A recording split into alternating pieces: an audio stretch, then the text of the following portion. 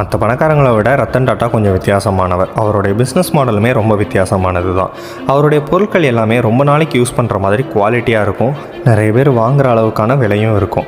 இந்தியாவில் ரொம்ப மாடர்னாக ட்ரெஸ் பண்ணணுன்னா அதுக்கு நிறைய காசு செலவு பண்ணணும். இதை மாற்றுறதுக்காக டாட்டா கொண்டு வந்தது தான் ஜூடியோ. கரண்ட்டில் எந்த ட்ரெஸ் மாடல் ட்ரெண்டாக இருக்கிறோ அதெல்லாம் இங்கே லோ பட்ஜெட்டில் கிடைக்கும். அங்கங்கே சின்னதாக தொடங்கப்பட்ட ஜூடியோவுக்கு இப்போ இந்தியா முழுக்க 545 ஸ்டோர்ஸ் இருக்குது. ஒரு நிமிஷத்துக்கு 90 டிஷர்ட் இங்கே சேல் ஆகுது. இதோட இன்கம் 192 கோடி. தன்னுடைய பொருள் மக்களுக்கானதாக இருக்கணுன்றதில் டாட்டா ரொம்பவே தெளிவானவர். அதே மாதிரி தொழிலையும் கரெக்டாக இருப்பார்.